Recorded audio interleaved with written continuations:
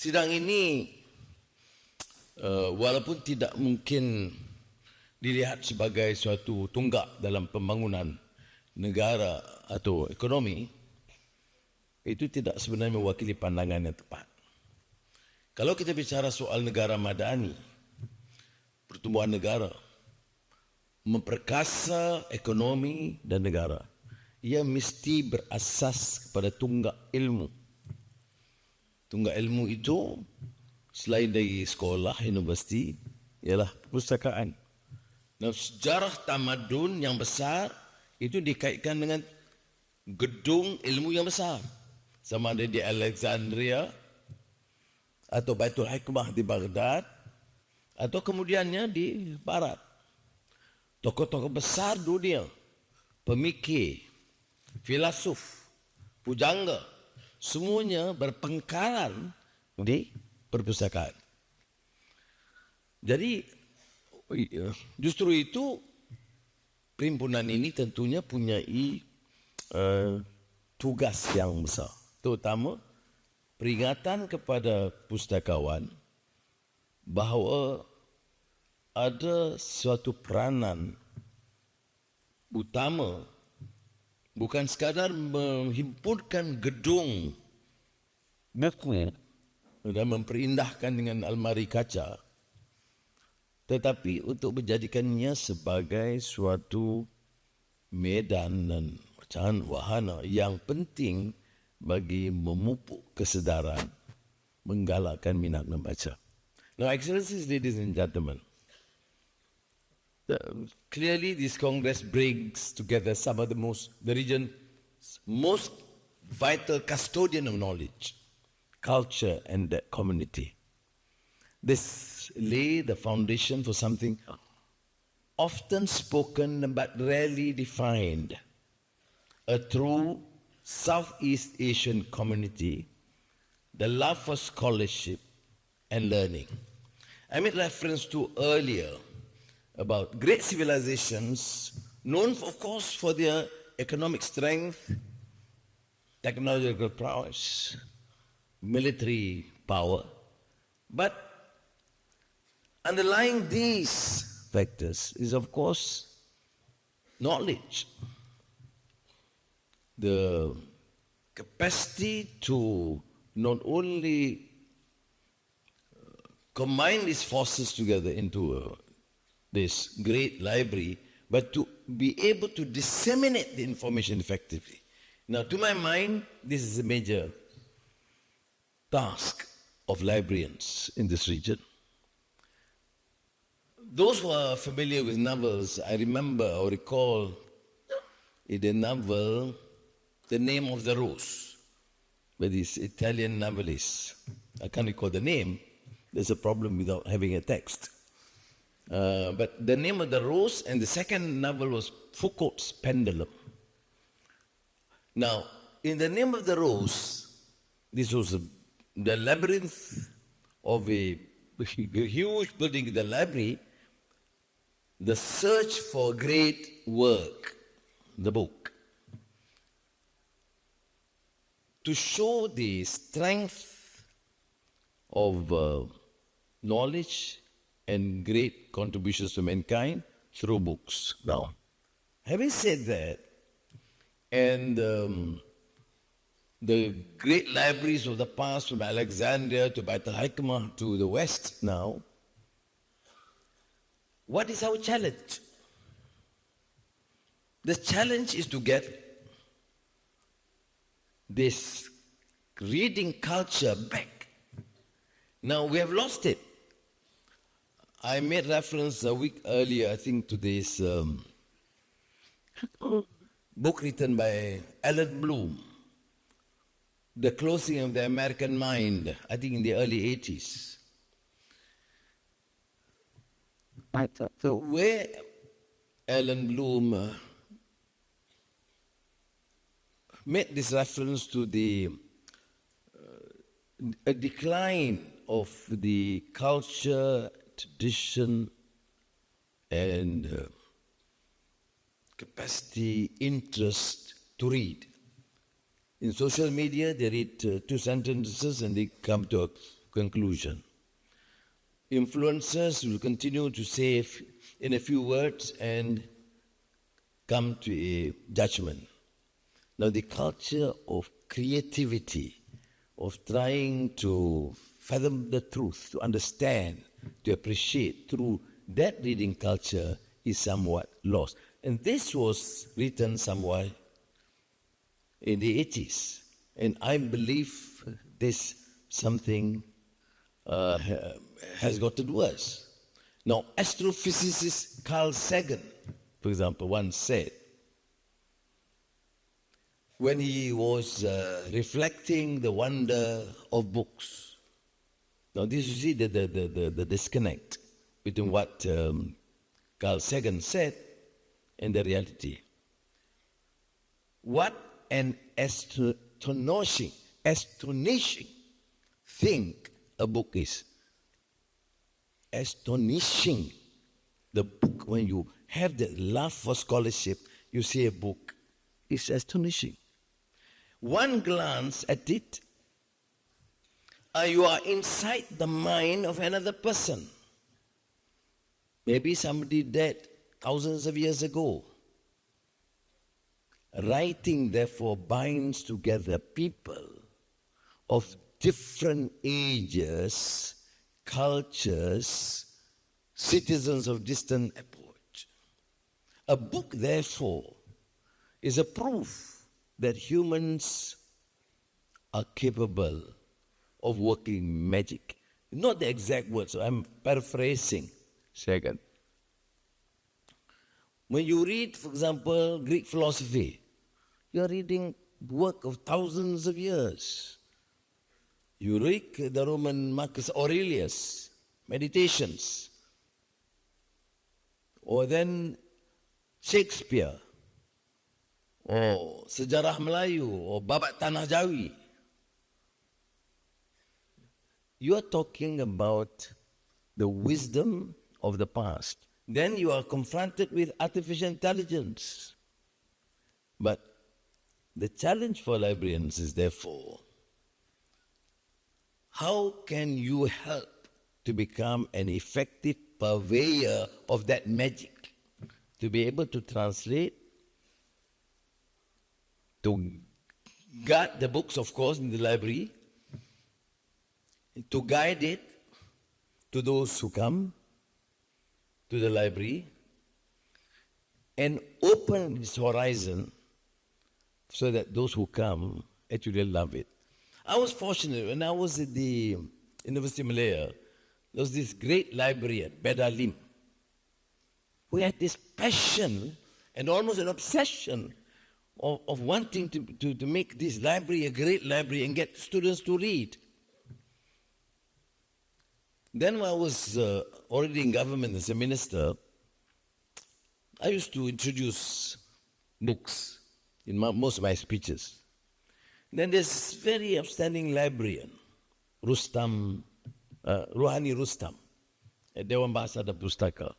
The library is not huge, but this librarian had that interest.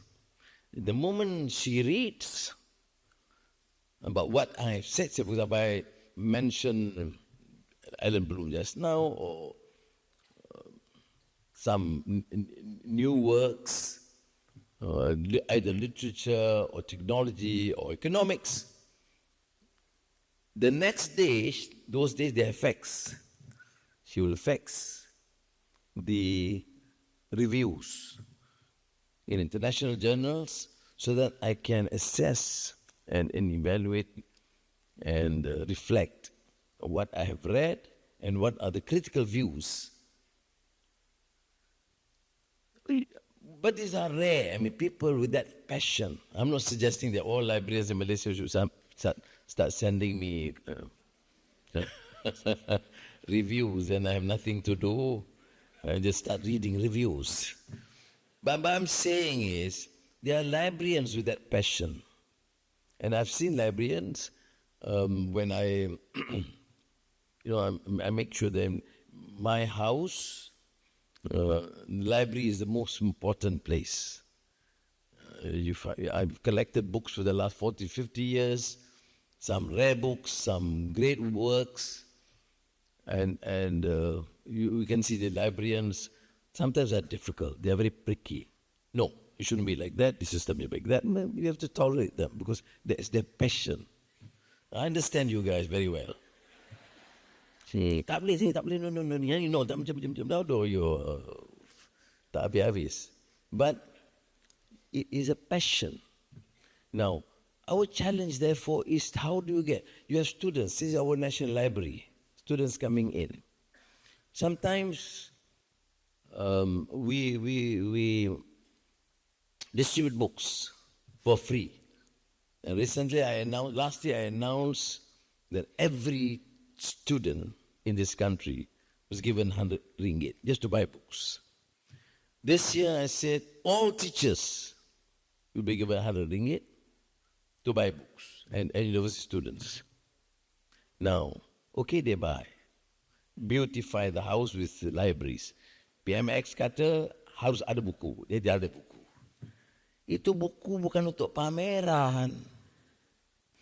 When I was Minister of Education a long time ago,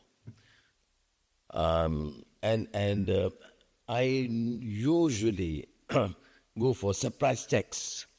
Say I have a program at Alostar or at the University Utara, so I will stop by in some of the schools on the way to Jitra and go check for the first leave to the lavatory, then library, because it sounds about the same, lavatory, library. Now, there was one school in Kedah. I went to the library, very clean, very proper, everything sealed, plastic. So I said to the teacher, hey, come on, why do you keep them? You have to keep clean, sir. I said, no, the book is not supposed to be dirty, but it's supposed to be read. So I had to come back and told the DG of Education to give instructions. This books should not be covered in plastics. You should open the plastic and make sure people read. And we should know, because from the record, whether it's being read or not. Now,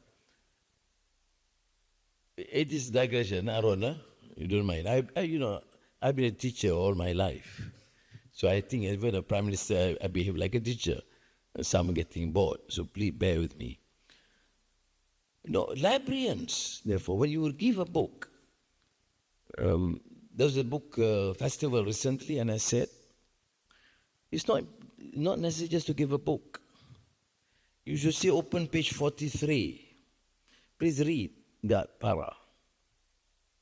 And make it so exciting that they will continue to read page 44. And that's the challenge. Because without that, the consequences are profound. For journalism, for students, for public knowledge, for democracy itself. Look at that rancorous debate, contentious at times, full of mischief and hatred, with hardly any understanding. Just playing to the gallery. And this is, of course, not wise. Partly populism, but you breed and encourage ignorance.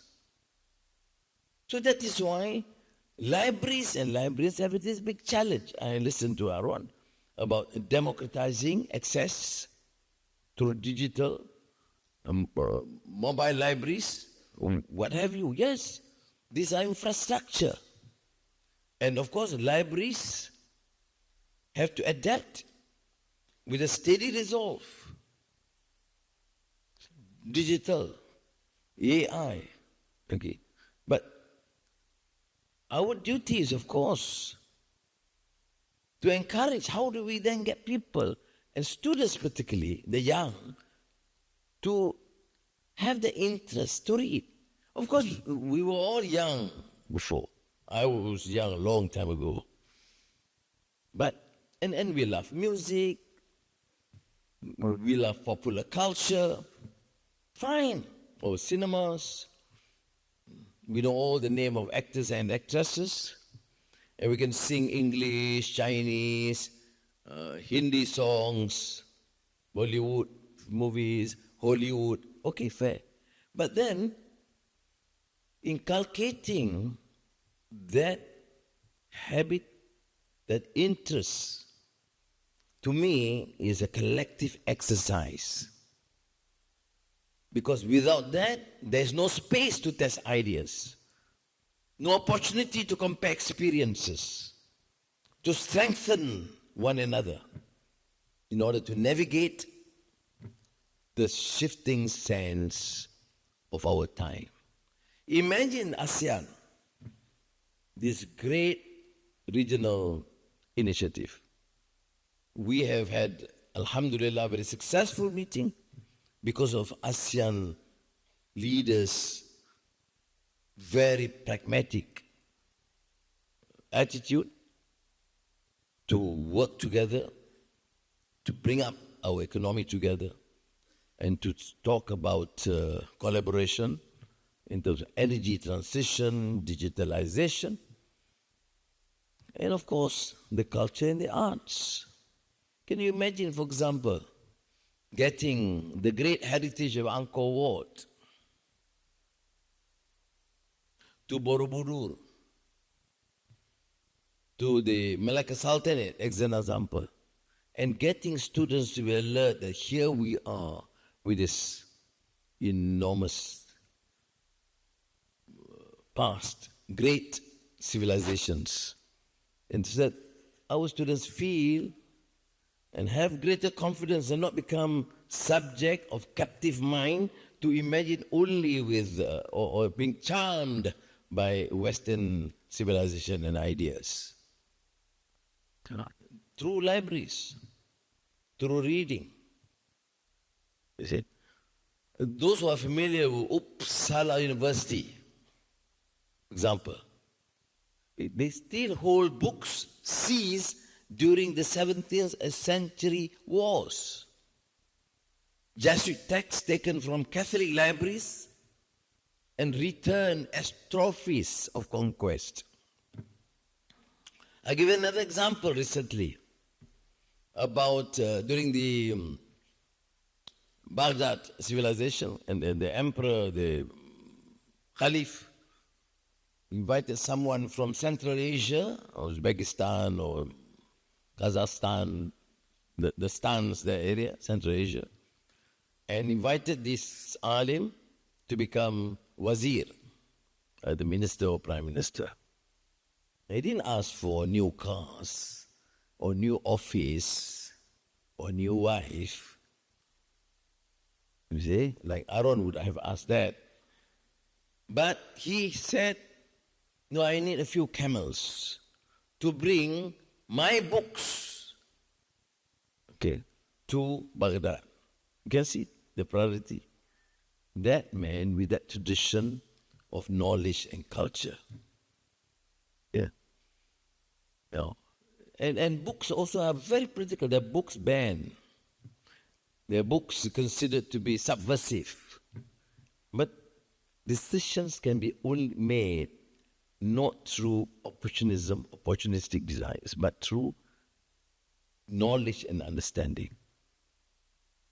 So the good news is, for librarians, even in ASEAN, with all the past turbulence we have endured and experienced, libraries have endured, and so librarians. But you have a major task, not only to disseminate that experience, that knowledge found in books, but to get libraries to be a vibrant center. After our librarians here, in those days, I think, if I'm not mistaken, I inaugurated this conference in 1996. You can guess my age. At that time, I think I was 10 years old. 1996, And I think consistently I mentioned that there are big tasks to make sure that students love to go to the library, not because it is air-conditioned. Okay, fine, they want some comfort. I used to do that when I was at the University of Malaya. They said, why did you go? It'd be hot outside. Fair. But then once you get there, you must get librarians to charm them, the students. No, just introduce books and encourage them to read and, not only have a discussion in the library. I don't normally tolerate when students choose libraries, particularly in the main library where people have to keep quiet and read, to have discussions. So now we have, for example, programs where we have study rooms where you can have a discussion within the library compound. So we have a great history. Papyrus scrolls, microfilms, now digital. And I thank you very much for this initiative to have a digital library for ASEAN. And as long as you don't ask money from the Minister of Finance. So I must again take this opportunity to thank and express my appreciation to the organizers and to the participants.